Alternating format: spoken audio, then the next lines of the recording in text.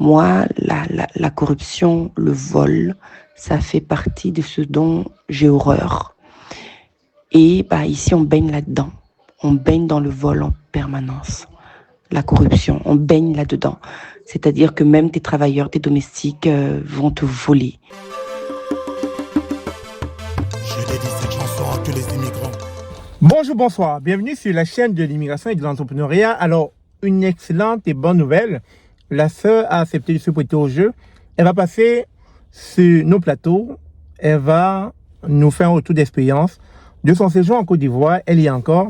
Et on va faire donc un live, elle en étant en Côte d'Ivoire, où elle va nous partager toutes ses préoccupations qui l'animent, afin que vous puissiez lui donner des réponses. Déjà, je vais vous laisser écouter l'audio de la sœur. Elle dit encore une fois de plus, elle a horreur du vol. Et qu'en Côte d'Ivoire, il y a trop de vols.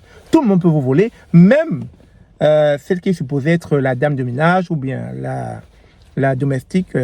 Désolé pour le mot, mais en fait, la femme qui est supposée venir faire le ménage chez vous, elle peut vous voler. Tout le monde peut vous voler, mais aussi l'insalubrité. Elle a horreur de tout ce qui est sale et que il n'y a qu'à voir autour d'elle, quand elle sort, etc., tellement c'est sale. Bref, la sœur a tellement à dire. Et j'aimerais que vous soyez scotché ce jour-là afin de lui apporter des éléments de réponse ou bien peut-être afin de lui apporter des réponses à toutes les questions qu'elle se pose, quoi. Parce que la sœur, elle, je ne sais pas, à l'entendre, j'ai comme l'impression qu'elle ne tiendra pas une journée de plus en Côte d'Ivoire. Tellement elle est choquée. Elle est, je dirais, abasourdie par ce qui s'y passe, par cette réalité. Et vous comprenez, elle a dit dans une audio qu'elle n'a pas souhaité partir, mais elle est partie très jeune. Alors sans plus tarder, je vous laisse écouter la sœur et puis on se dit à très bientôt pour un live. Bye. Concernant ce dont nous avions parlé, tu m'avais demandé de te proposer 3 dates par rapport à l'émission. Donc, ça va être la semaine prochaine. Écoute, n'importe quelle date la semaine prochaine, moi, je suis dispo. Tu m'avais demandé aussi de te dire les points que j'aimerais aborder, les sujets, du moins, oui, c'est ça, les sujets que j'aimerais aborder. Comme je te l'avais dit, c'est comment s'adapter quand on a passé sa vie ailleurs, donc en Occident, et qu'on décide de revenir, que Dieu nous donne la chance de revenir.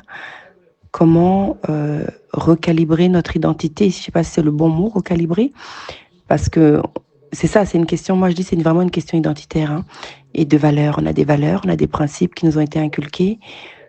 Comment arriver à coordonner, non pas coordonner, comment arriver à s'adapter à cet environnement-là lorsqu'il y a des choses qui vont à l'encontre même de notre identité. Lorsqu'il y a des choses qui sont fondamentalement opposées à ce que nous sommes. Je ne parle pas d'une adaptation juste de climat ou de mode de vie. Hein. Je parle vraiment comment se redéfinir en tant qu'être humain, en fait. Parce que moi, c'est ce que je vis.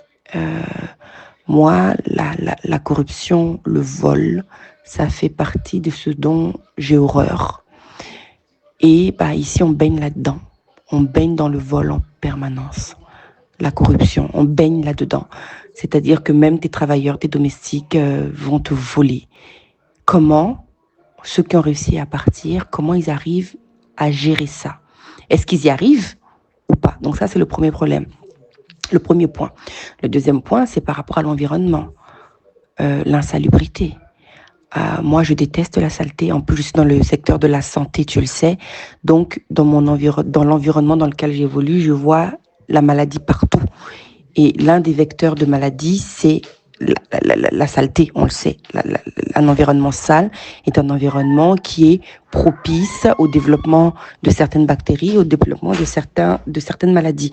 Mais dans nos environnements ici en Afrique, comment tu gères cette insalubrité, parce qu'on n'est même plus dans la saleté, on est dans l'insalubrité.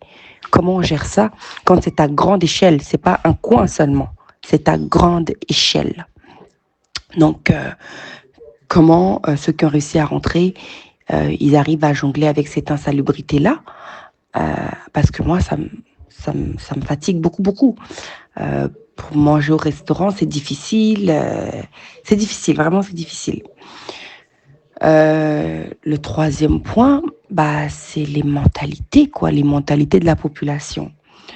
C'est-à-dire le manque, je ne sais pas comment je vais dire ça pour ne pas choquer, mais la population qui pense que parce que tu viens d'ailleurs, donc d'Occident, ils peuvent se permettre certaines largesses avec toi. Tu es une banque, tu es un coffre-fort.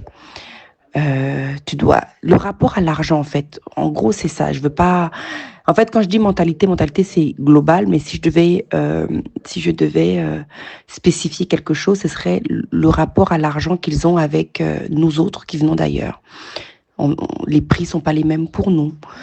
Quelqu'un qui vient te rendre visite, faut que tu lui payes son transport alors que tu lui as pas demandé de te rendre visite.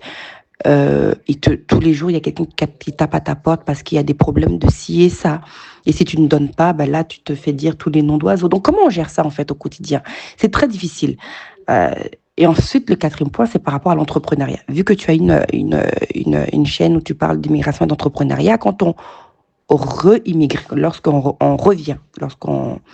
revient dans son pays d'origine et qu'on veut se lancer en affaires, et qu'on essaye de monter, de monter le dossier, l'administration, il y a cette corruption-là. Il faut donner un petit peu à chacun. Et quand je dis un petit peu, je pèse mes mots, des fois c'est gros. Quand tu veux faire venir des produits à la douane, il faut graisser la patte du haut responsable de la douane. Quand tu veux... En fait, tout ça, là, comment on le gère? Donc c'est ça, je ne sais pas si j'ai été claire, mais c'est vraiment les points que j'aimerais aborder.